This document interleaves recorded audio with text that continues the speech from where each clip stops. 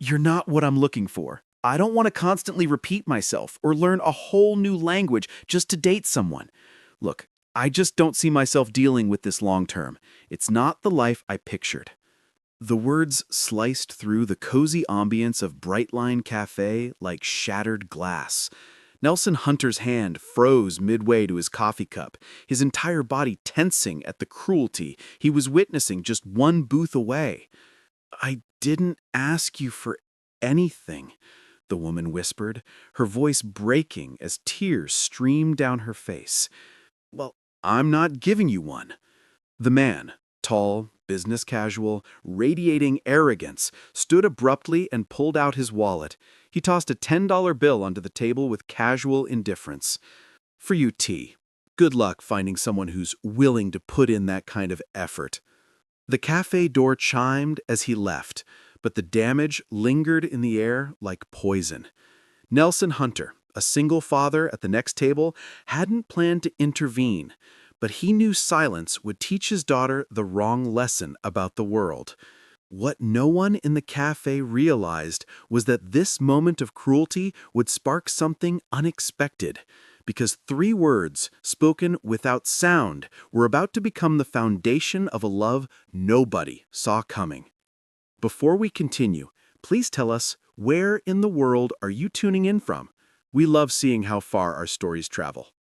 Nelson watched the woman sit there, trembling, staring at the money on the table as if it were a slap.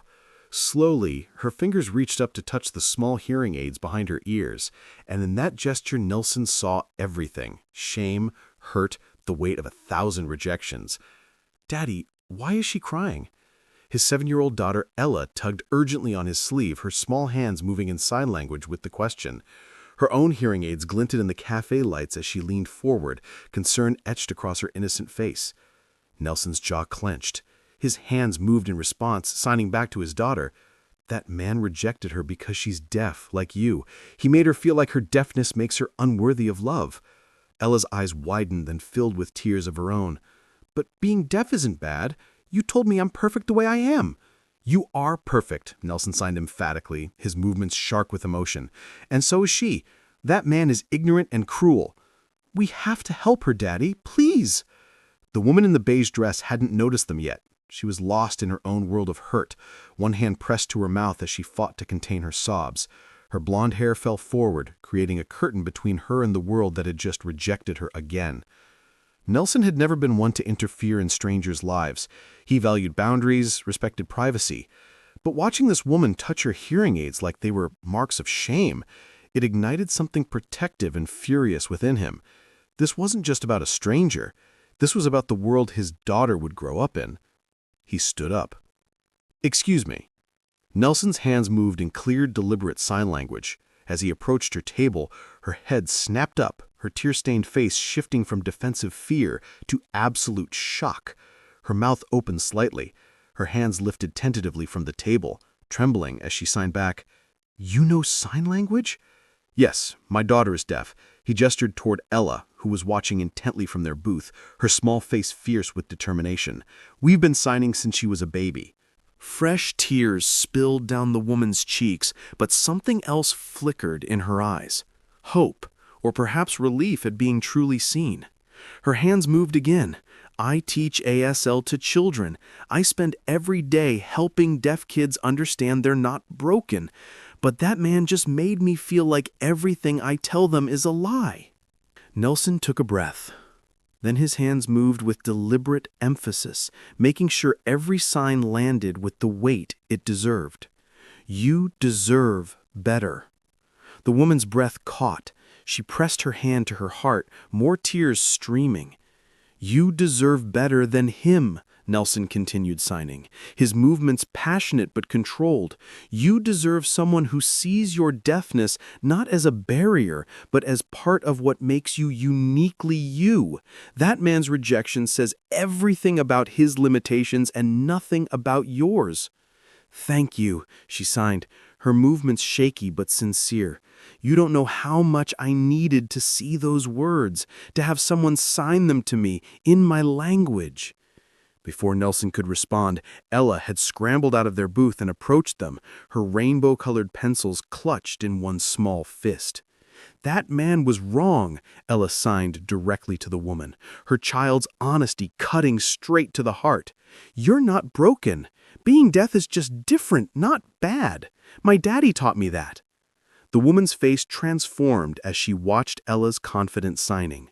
A genuine smile broke through her tears. Your daddy is absolutely right, and you're a very smart, brave girl. I'm Ella. What's your name? Cindy Parker. Can we sit with you? Ella asked, already sliding into the booth beside Cindy without waiting for an answer. You shouldn't be alone when you're sad. Nelson met Cindy's eyes, seeing gratitude mixed with vulnerability. If that's okay with you, he signed. Please, Cindy signed back. I'd really like that. Like this story if you believe everyone deserves to be seen for who they truly are.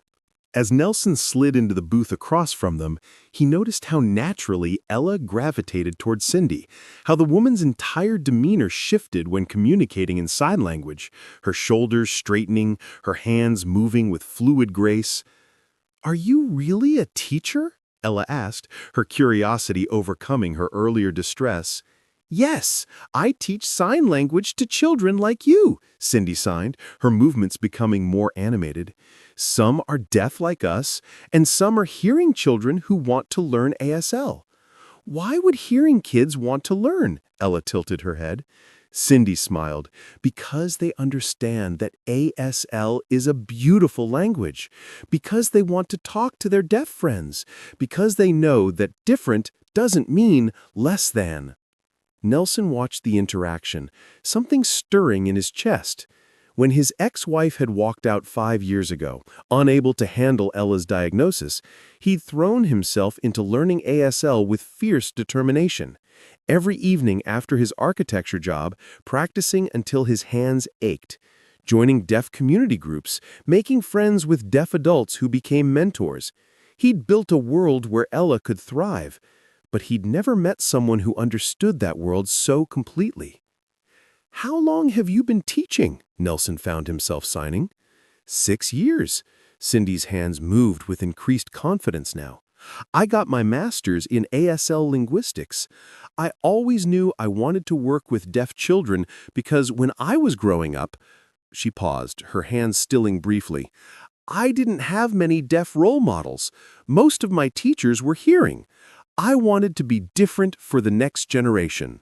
That's exactly why I learned ASL so intensively, Nelson sighed, leaning forward. I wanted Ella to see deaf adults living full, successful lives. To know her deafness wasn't something to overcome, it was something to own with pride. You're a good father, Cindy signed, her expression warm and sincere. He's the best daddy, Ella interjected, her hands moving emphatically. He learned every single sign for me, even the hard ones, even when his hands got tired. Nelson felt heat rise to his cheeks. Ella, it's true, Ella insisted, then turned to Cindy. Do you have anyone who learns signs for you? The question hung in the air. Cindy's hands hesitated, then moved slowly. My family, they tried, but it was hard for them. They still mostly speak to me, expecting me to lip read. They love me, but they never fully entered my world. That's sad, Ella signed, matter-of-factly. Your daddy sounds very wise, Cindy signed to Ella, but her eyes met Nelson's across the table. Can I draw you? Ella asked suddenly, already pulling out her colored pencils. I like drawing people when they're interesting. Cindy laughed, a genuine, bright sound that transformed her face completely. I'd be honored. As Ella bent over her sketchbook, tongue poking out in concentration, Nelson and Cindy continued their conversation. That man, Greg, was he the first? Nelson signed carefully. Cindy's smile faltered. No, 3rd blind date this month. Angela, my colleague, keeps setting them up. She means well, but her hands moved in frustrated gestures. She tells them I'm a teacher. She doesn't mention I'm deaf. She thinks if they meet me first, they'll see past it. But it always ends the same way. The moment they realize I'm deaf, I become too complicated, too much work. They're idiots, Nelson signed bluntly. Maybe, or maybe they're right. Maybe I am asking too much. No, Nelson's sign was sharp, definitive. You're asking for basic human decency, for someone to see you as a whole person, not a disability to accommodate. Easy for you to say, Cindy signed, a bitter edge to her movements. You learned ASL for your daughter. You had a reason. What reason would someone have to learn it for me? Love, Nelson signed simply. Love is the reason. Cindy's hands stilled. She stared at him, something vulnerable and raw in her expression. The right person won't see learning ASL as a burden. They'll see it as a gift, a way to know you better, to enter your world, to connect with you fully. The right person will understand that love means meeting you exactly where you are. Comment below if you've ever felt rejected for being yourself. Done, Ella announced, holding up her drawing. The picture showed 3 figures holding hands, a tall man, a small girl with hearing aids clearly visible, and a woman with dark wavy hair. Above their heads, Ella had written in careful letters, "Deaf is beautiful."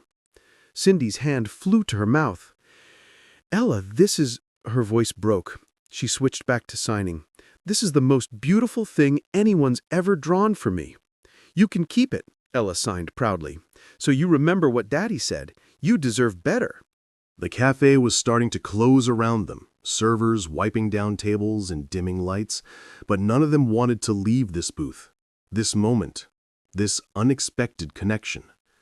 I should go, Cindy signed reluctantly. Thank you both, for everything, for reminding me that... She paused, searching for words. For reminding me that I'm not alone. Wait, Nelson signed quickly. Can I see you again? Cindy's eyes widened slightly. Not because I feel sorry for you, but because talking with you tonight, it felt like finding someone who truly understands, someone who speaks my daughter's language, who lives in her world. I'd like that, Cindy signed, a shy smile playing at her lips. Very much. They exchanged numbers, Cindy carefully typing hers into Nelson's phone while Ella bounced excitedly beside her. Can we go to the park? Ella signed to both of them. All 3 of us? This Saturday?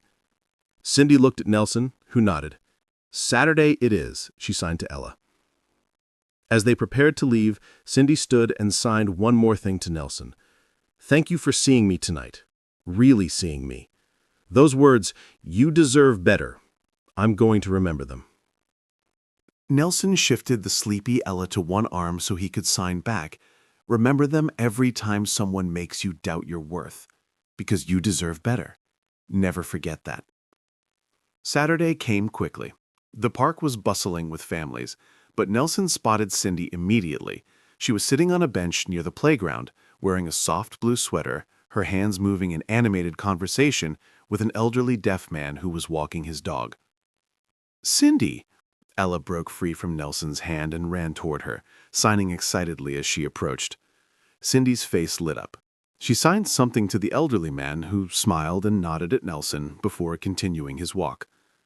You came, Cindy signed when Nelson reached them. Did you doubt we would? Nelson asked. Maybe a little, Cindy admitted. People say things in emotional moments. Sometimes they don't mean them in daylight. I meant every word, Nelson signed firmly. They spent the afternoon at the park, Ella dragging them both into her games, insisting they all sign even while playing tag, creating a silent but joyful chaos that drew curious looks from other families. As Ella played on the swings, Nelson and Cindy sat on a bench watching her. She's incredible, Cindy signed.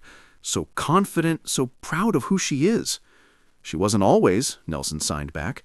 When her mother left, Ella went through a period where she wouldn't sign in public. She was embarrassed, wanted to be normal. What changed? Nelson was quiet for a moment, his hands still. Then, I told her that normal is overrated, that the things that make us different are the things that make us special, that her deafness gives her access to a beautiful language and culture that most people never experience, and that anyone who couldn't see how amazing she is wasn't worth her time. You gave her pride, Cindy signed, understanding in her eyes. I tried. Some days are harder than others. When kids at school exclude her, when adults stare at her hearing aids, when she realizes she's missed parts of conversations, those days are hard. But she has you. That makes all the difference. What about you? Nelson asked. What made you become a teacher? Cindy's hands moved thoughtfully. I had a teacher in high school, Mrs. Chen. She was the first deaf teacher I ever had. She showed me that I could be more than just the deaf girl, that I could be a professional, a leader, someone who made a difference. I wanted to be that for other deaf children. And you are, Nelson signed. I can see it in how you talk about your students, how you carry yourself. You're exactly what they need. Over the following weeks, Saturday park visits became a routine, then coffee during the week, then dinners. What started as friendship began shifting into something deeper. Nelson found himself thinking about Cindy constantly, how her hands danced when she was excited, how she laughed with her whole body, how naturally she and Ella had bonded. She was teaching Ella advanced ASL vocabulary, introducing her to deaf culture in ways Nelson couldn't, showing her YouTube videos of deaf performers and athletes. "Daddy, do you like Cindy?" Ella asked one evening as Nelson tucked her into bed. "Of course I like her. She's our friend." "No," Ella signed with exaggerated patience. "Do you like her?" Nelson felt his face heat. "What makes you ask that?" "You smile different when you see her. Your hands move happier when you sign to her." Out of the mouths of babes, Nelson thought. "It's complicated, sweetheart." "Why?" Ella asked. "She's deaf. I'm deaf. You sign. She's nice. She makes you laugh. She teaches me cool signs. What's complicated?" If only adult relationships were as simple as 7-year-olds believed them to be. The next Saturday, Cindy arrived at the park looking troubled. Her usual bright energy was dimmed, her signing subdued. "What's wrong?" Nelson asked immediately. "Angela set up another blind date," Cindy signed, her movements sharp with frustration. "She says I'm giving up too easily, that I need to keep trying, to be more open-minded about dating hearing men who don't sign." "What did you tell her?" "Nothing yet."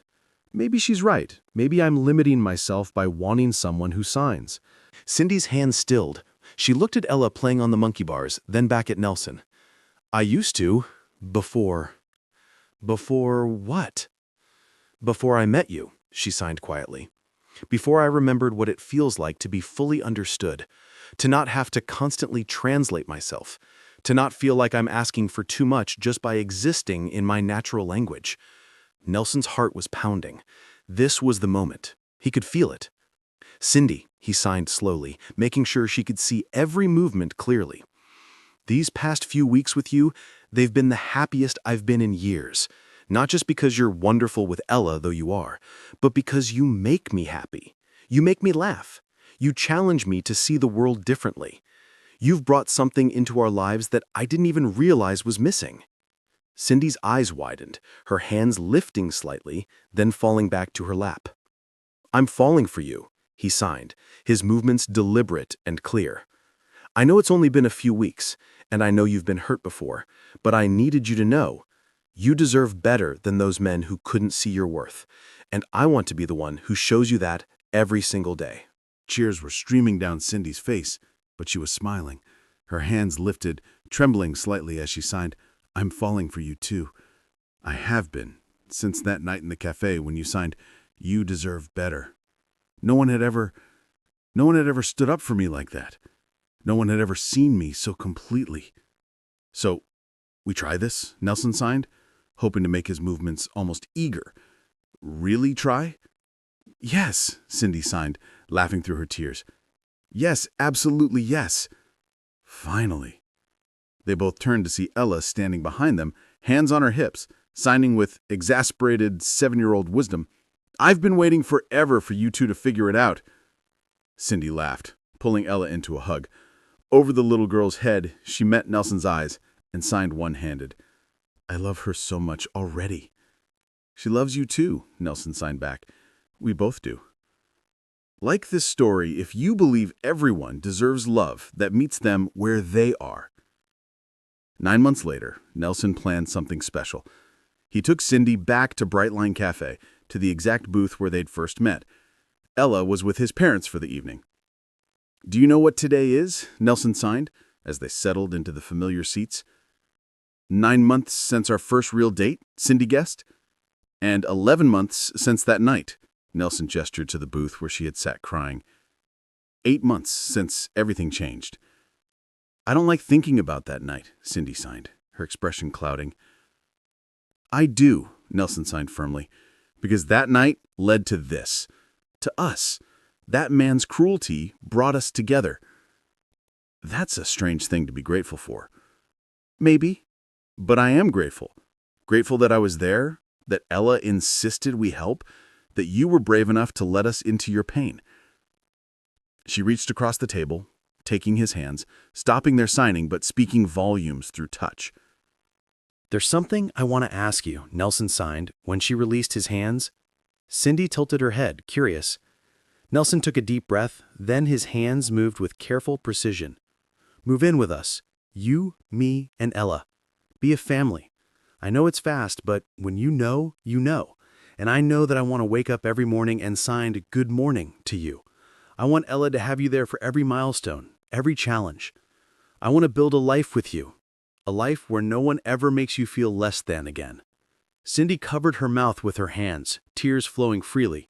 When she lowered them, she was nodding, signing over and over, "Yes, yes, yes." The move happened gradually over the next month. Ella helped Cindy decorate her new room, insisting on hanging string lights because Cindy likes sparkly things. The house filled with new energy, ASL books on every surface, visual art on the walls, visual alerts for the doorbell and smoke detectors that Nelson had been meaning to set up for years. "It feels like home now," Ella signed one evening as the three of them cooked dinner together, "like a real family." "We are a real family," Cindy signed back, kissing the top of Ella's head. 2 years after that first meeting, Nelson knew it was time. He'd bought the ring months ago and had been carrying it around waiting for the perfect moment. But as he watched Cindy and Ella signing animatedly about Ella's school project, their hands flying, faces expressive, completely in sync, he realized any moment with them was perfect. He got down on one knee right there in their living room. Both Cindy and Ella gasped. "Cindy Parker," Nelson signed, the ring box balanced in his palm, "you taught me that love doesn't need sound, that the most important things can be said with hands and heart. You gave Ella a role model, a mother figure, someone who shows her every day that being deaf is beautiful. You give me a partner who understands our world, who makes it brighter just by being in it. Will you marry me?" Cindy was sobbing, nodding, signing yes over and over. Ella was jumping up and down, signing "finally" and "we're going to be a real family." "We are a real family," Nelson signed as he slipped the ring onto Cindy's finger. "This just makes it official." The wedding was held in the Botanical Gardens on a perfect spring day. They invited both deaf and hearing friends, hired ASL interpreters, and made sure everyone could participate fully. But the ceremony itself was conducted entirely in sign language.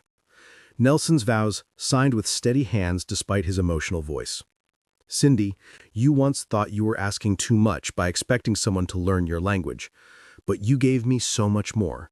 You gave me a new way to see the world, a partner who understands the life I've built with Ella, a love that transcends sound. You deserve better, and I promise to spend every day trying to be the better you deserve." Cindy's vows, signed through happy tears. "Nelson, you saw me when I felt invisible. You reminded me of my worth when I'd forgotten it. You and Ella didn't just accept me, you celebrated me, exactly as I am. You proved that the right person wouldn't see my deafness as a burden, but as a beautiful part of who I am. I love you both more than signs can express." When they kissed, the audience erupted in death applause, hands waving in the air, a visual celebration of love that needed no sound. Ella, the flower girl, stood between them signing repeatedly, "Best day ever! Best day ever!" At the reception, Nelson's college friend approached him with tears in his eyes, the interpreter conveying his words. "That was the most beautiful ceremony I've ever witnessed. Watching you three up there, seeing love expressed so physically, so visually, it was powerful. That's what our life is like every day. Visual, physical, emotional. Nothing hidden, everything expressed." Later that evening, as the celebration wound down, Nelson found Cindy standing in the garden looking up at the stars. "Happy?" he signed when she noticed him. "Beyond happy," she signed back. "You know what I keep thinking about?" "What?" That horrible night at the café. If Greg hadn't been so cruel, if he hadn't rejected me so publicly, you might never have approached me. We might have stayed strangers, sitting one booth apart but worlds away. I don't believe that, Nelson signed thoughtfully. I think we would have found each other somehow. Ella would have made sure of it. She knew you were meant to be in our lives before either of us did. Maybe you're right, Cindy leaned into him. But I'm glad it happened the way it did. Even the pain? Even the pain. Because you turned the worst moment into the best thing that ever happened to me. You took "you deserve better" and made it a promise, and you kept that promise. Mama! Daddy, come dance! Ella ran up to them, her flower girl dress twirling, her signs urgent with excitement. She'd started calling Cindy Mama a month ago, naturally, without anyone suggesting it. How can we resist? Cindy signed, taking one of Ella's hands while Nelson took the other. They danced under the stars, no music needed, just the three of them moving together, signing "I love you" over and over, their own perfect rhythm in their silent, beautiful world. As Nelson watched his wife and daughter spin together, their faces glowing with joy, he thought about that man, Greg, who'd walked away from Cindy because he couldn't be bothered to learn her language. That man would never know what he'd missed. He'd never experienced the depth of communication that comes when every conversation requires intention, when every sign carries meaning, when love is made visible through movement and expression. His loss had become Nelson's gain. Cindy's pain had led to their joy, and Ella now had living proof that being death wasn't something to overcome, it was something to celebrate.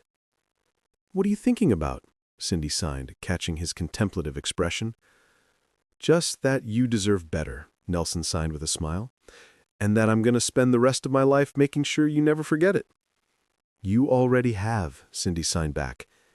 "Every single day you already have." They stood there, the three of them, a family built on a language of love, proof that the best things in life don't need sound.